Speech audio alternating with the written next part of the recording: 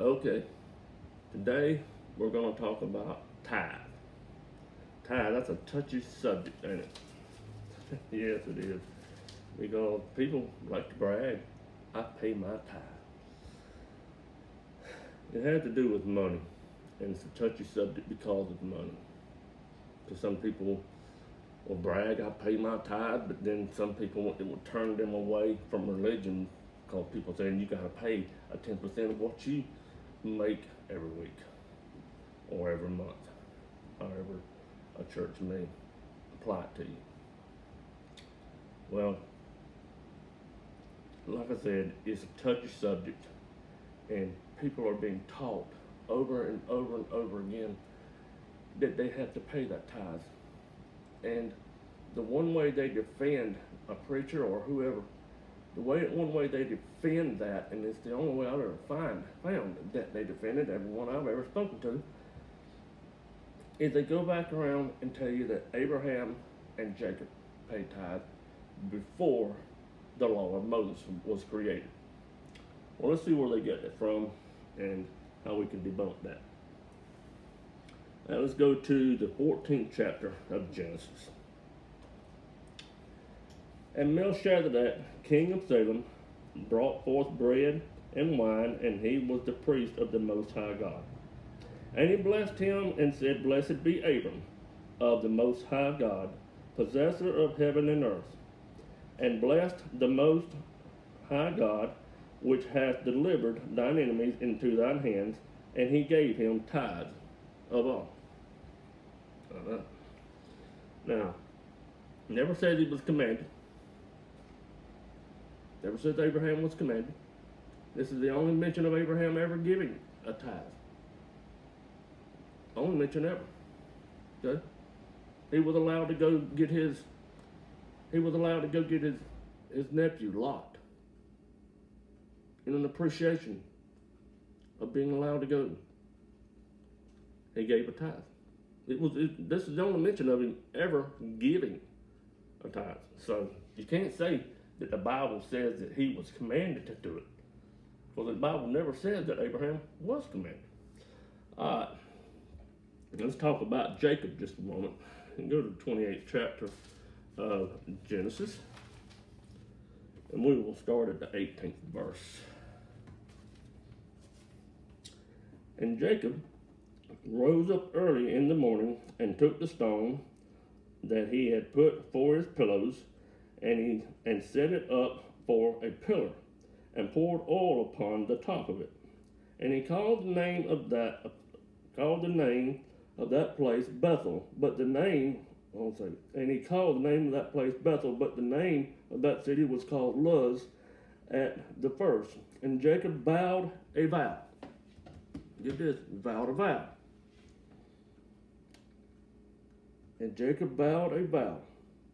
If God will be with me and will keep me in this way that I go, and will give me bread to eat and raiment to put on, so that I come again to my father's house in peace, then shall the Lord be my God.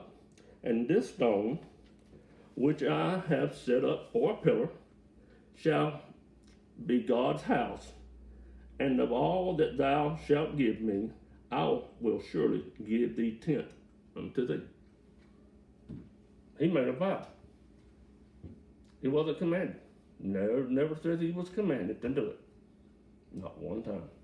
He just made a vow to give a tenth. Let's go. So he wasn't. Apparently, he wasn't paying a tenth before this, or he wouldn't have had to make the vow. Okay, now let's talk about Abraham just a little bit. Abraham says he gave a tithe of all. All of what? Let's go to the, let's see. Let's go to the 7th chapter of Hebrews.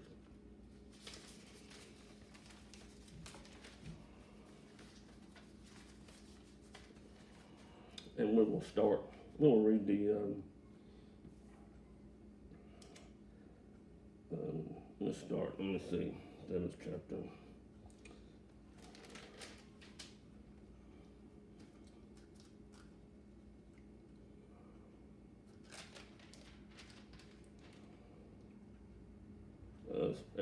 verse. Excuse me. There we go. 7th chapter of Hebrews, the 4th verse. Now consider how great this man was, unto whom even the patriarch Abraham gave the tenth of the spoils. The spoils of war. Abraham had went to war to go get Lot, his nephew. And when he came back, he gave a tenth of everything that he had won in battle. So that was not his weekly earnings or his monthly earnings or any of his cattle or his crops, as the Bible commanded these people, commanded others to give a tenth of. This all happened, all of this Abraham law was before the law. But under the law they were commanded to give. So let's find that, let's prove that point right there. That they, under that Abraham wasn't, but the ones under the priesthood of Levi was.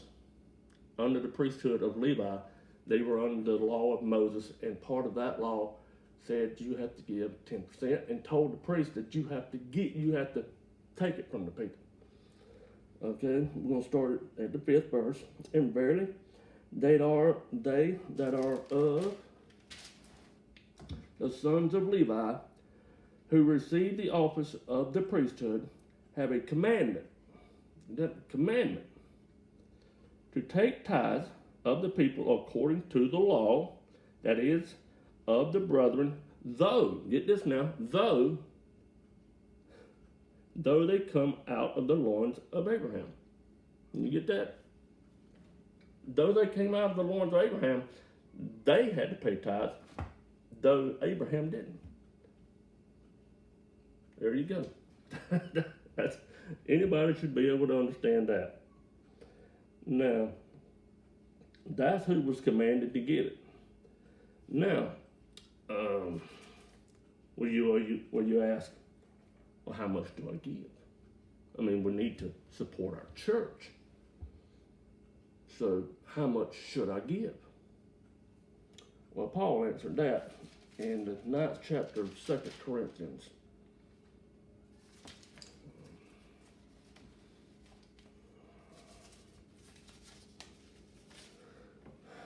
We'll start at the 6th verse. But this I say, he which soweth sparingly shall reap also sparingly, and he which soweth bountifully shall reap also bountifully. Every man, get this right here now. This is what Paul's telling them, how much to give. Every man, according as he purposes in his heart, so let him give, not grudgingly, and get this word here, or of necessity. It wasn't necessary for him to give anything. There's a lot of preachers will leave that word right there out. They don't like that word. Or of necessity, for God loveth a cheerful giver. Or then again, so a lot of preachers will tell you that you have to pay a tithe, and then Paul's talking here how much to give after that. No, that's not the case.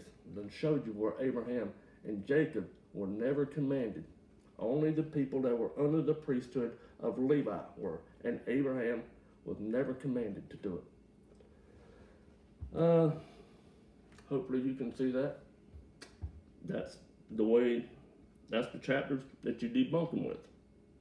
You do not have to pay that tithe. Give as the Lord lays upon your heart. If you want to give $5, give $5. If you want to give $20, you give $20. If you want to pay $50, give $50.